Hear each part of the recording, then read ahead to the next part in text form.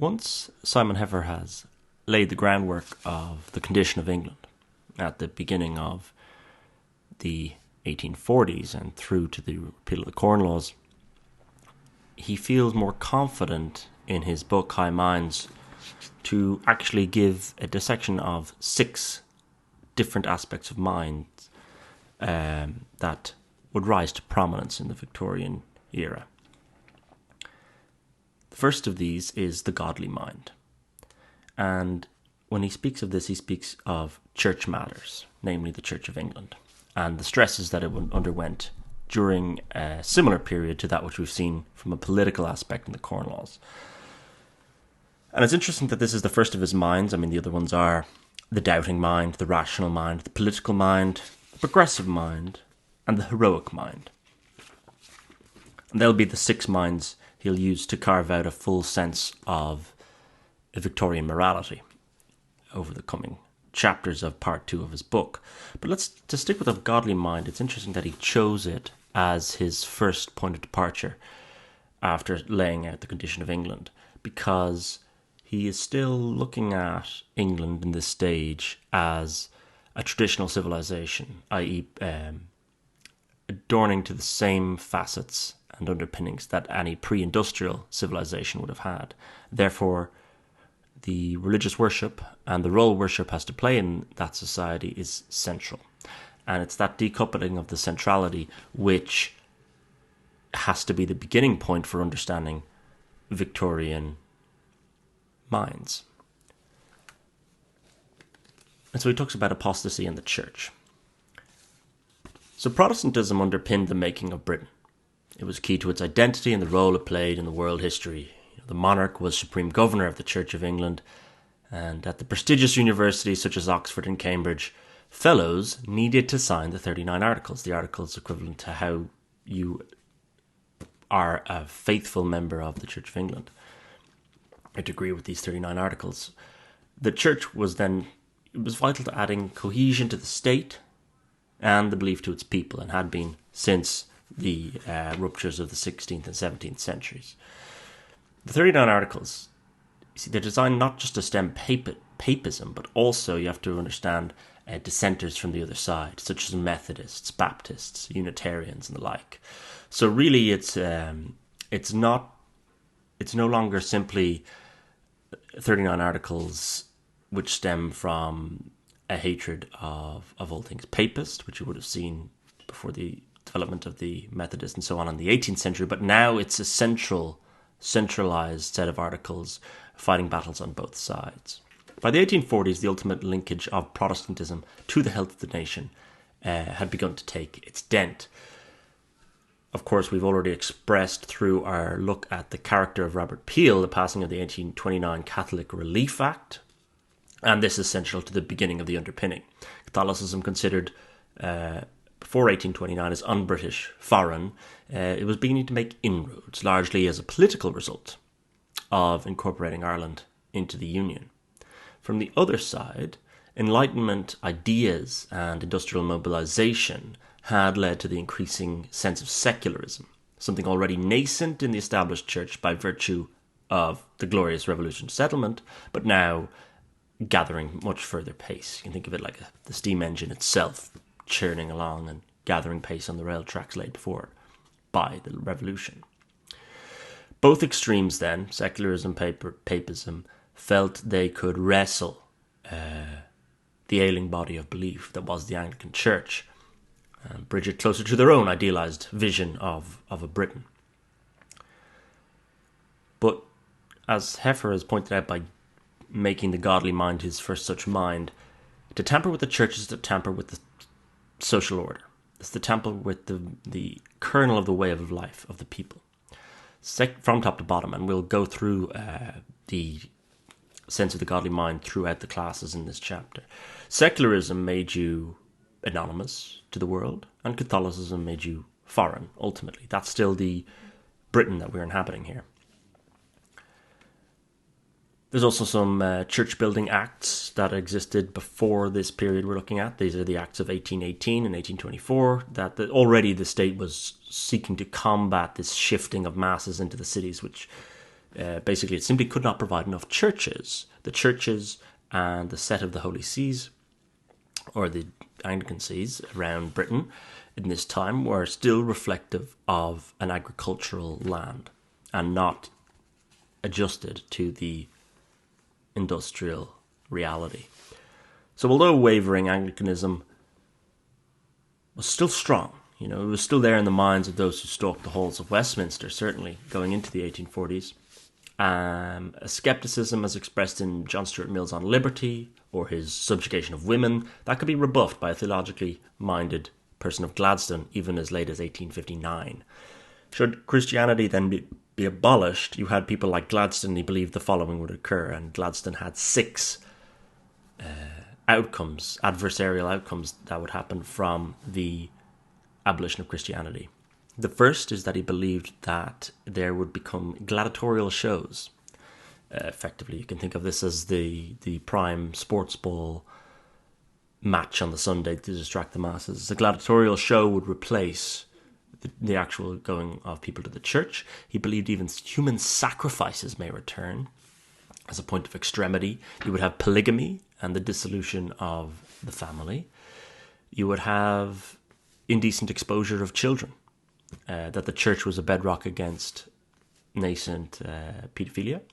You would have a return to slavery. I mean, it's interesting that Gladstone is now under attack because of his defending his father when entering Parliament, and his father having linkage to the slave trade. But actually here, as one of the 6 pillars of what would happen if you got rid of Christianity, Gladstone has slavery at the top of his mind. And finally, you have number 6, a descent into cannibalism itself. So Christianity for Gladstone is the veneer, and he could bite back against secularism and such throughout his career. And as we've said, Mill will come into the fore when Heffer decides to go from godly mind through doubting mind into rational mind. Mill is rational mind par excellence, and the oncoming of Darwin's evolutionary theory and the acceptance and debate thereof that happens with the church is all linked to that rational mind. So, but we're not there yet. We're still in a world dominated by, the 1840s shadow of Thomas Carlyle and his sense of defiance of the devil more than the soothing nature of God. By 1845, John Henry Newman, that central figure of Anglo-Catholicism and Tractarianism, he had defected to Rome, declaring a sort of unsatisfactory conclusion to a 19th century vision of Anglicanism. Samuel Butler, though, in The Way of All Flesh, published in 1903, pinpointed that the period 1844 to 59 was actually quite stable for the church, that among the upper echelons of society, between the Vestiges of Creation, published 1844 by Robert Chambers, and the Essays in Revenue by John William Parker in 1860, that there was quite a stable time for the church. But Heffer does bite back at this vision of Butler's. Say, you had Buckle's History of Civilization in England, 1857, Mill's Liberty, 1859, though these weren't going to cause a stir until after the event.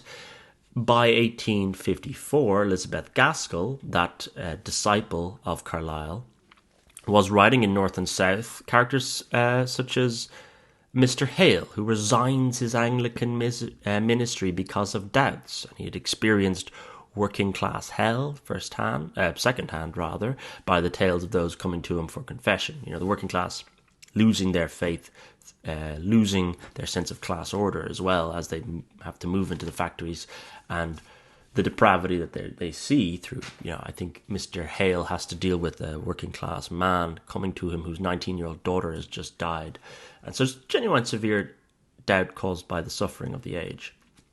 Gaskell got that sense that what was happening by 1854 with North and South. So I think Butler's announcement that 1844 to 59 was relatively stable is in hindsight an error.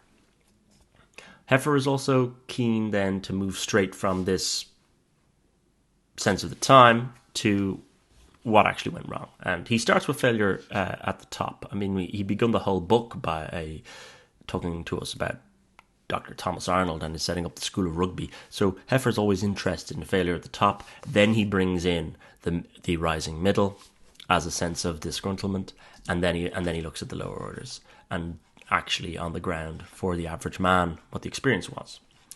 So the failure at the top, this he pinpoints to John Henry Newman. Newman saw the Oxford movement as beginning in 1833 when John Cable delivered what is called the Assize Sermon in Oxford. He rebuked the state for the interference into the Church of England, overly heavy hand of the state. Newman himself was just back some 5 weeks from a trip to Corfu, and was fused with this strange juxtaposition which happens on that island between the Catholicism and Orthodox churches. And so he was beginning to see how a people could worship in different manners, different services manners, still maintain one people.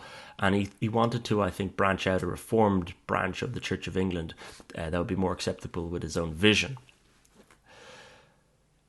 And in this sense of reform, he did try and win over people like Dr. Arnold, that we said, the more liberally minded churchgoers like Dr. Arnold. This is the idea of broadening out the conception of what's in the Church of England. But Arnold more, I think, wanted to broaden it out so as to bring in dissenters under the umbrella. So Arnold's vision and Newman's vision ultimately clash, and that they would remain hostile to each other throughout their lives. Another member who would join Newman, but shows you that the Oxford movement itself had a broad tent in and of itself before you start looking at the wider Church of England, was Edward Pusey. And he was author of one of the tracts. They signed these tracts and released these tracts of what they wanted done to the Church of England, and he'd been soaking up ideas from German Göttingen, so quite different to that of Newman, but nevertheless they were together.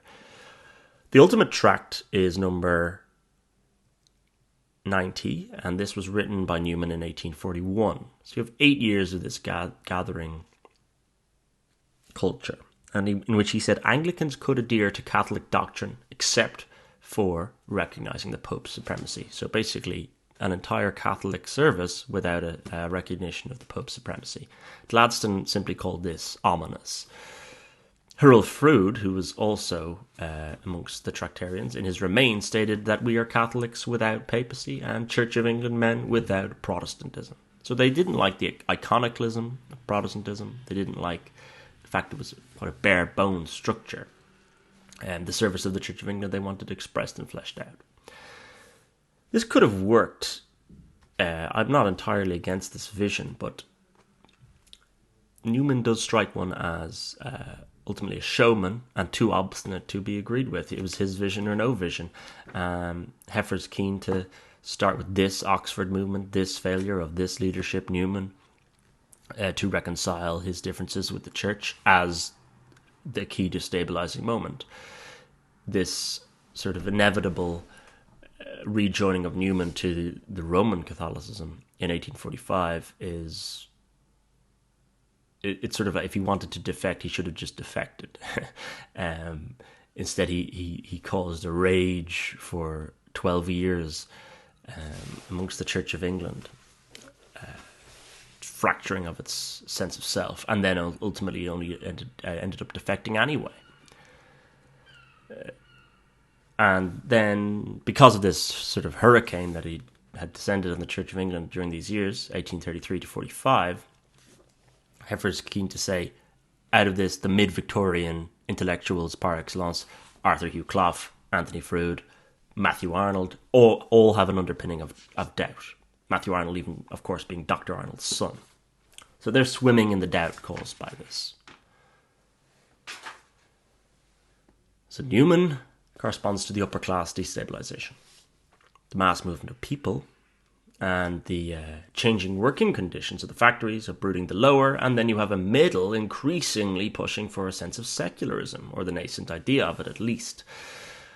The middle will always, well, it'll be its own sort of doubting rot, but concerning the slippage of the lower, people like Horace Mann, author of a report on the deterioration of the conditions of the working class, asserted that conditions in which the poor lived, notably the squalor of housing, they were simply too dreadful to create any faith. This is similar to what Gaskell was pointing at in her novel North and South.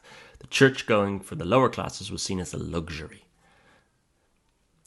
Nevertheless, 2 new sees were created in Manchester and Ripon to combat local population explosions.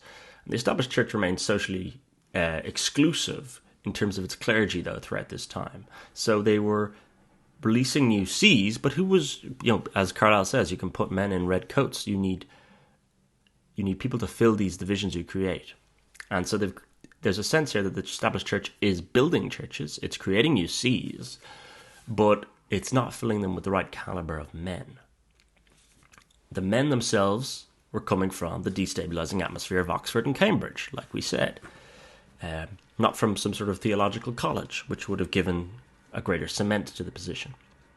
And in 1854 and 56 mark those dates because the religious tests themselves were abolished from matriculation to the respective universities of Oxford and Cambridge. Heffer says that in the midst of this, what he calls a lax Anglicanism, nonconformist Protestantism could take root in urban areas because at least you can throw a Bible at a working class man and tell him to keep it. That would be the book that would be in their abode. So they could believe in that. They could point to that, even if the services themselves were beyond them or were coming from this University of Oxford or Cambridge milieu that they didn't understand. So nonconformists are growing in urban areas, more so than Church of England. But that doesn't feed in with the Arnoldian view that we set out in our very first video essay on this, because faith was central to Dr. Arnold's vision of life and society. Society means the worship is not yours alone. It must be a part of the societal effort, i.e. some sort of service where you go and venerate alongside people who you believe to be of your own kind. You also, at this point, of course, have Marx and Engels looking at the factory situations, calling religion opium of the people because it was anesthetizing the poor from their suffering. That's the Marxist position, and it's keen to note that is going on at this time. That will save that a bit more for the idea of the progressive or the rational mind. Marx falls much more into those brackets. You have the 1843 Act that increased funds to build new parishes. So again, they're trying the old methods that they had tried in 1818 and 1824. But it was fighting yesterday's battle.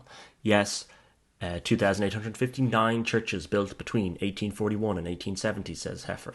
But the doubt had set in. By 1850, these are the key dates really, George Holyoake is described himself as a secularist in a Birmingham lecture. He was a liberal radical.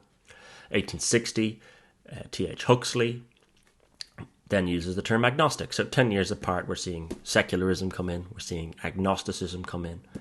Darwin, Mill, Butler, they'd all cement the intellectual victory of that agnosticism, which will be detailed later. But it's safe to say that these come in through the creaking floorboards of the godly mind. Comes in the rational mind. Doubt in the upper is twinned with also distraction in the lower. There was simply more things to be doing on the Sunday, and that's where Heffer says he'll look at it from a creaking top, but he'll then say, well, on the ground, what were people actually doing on Sunday? And a lot of it's simply distraction. Sports, the bicycle would come in later in the century, you had museums, you had galleries, you had the Sunday excursion as something that people could begin doing, particularly the middle classes. And this would filter out the crowds from the churches of England, and it would filter out the next generation from godly mind to doubting mind. And we'll deal with that doubt next.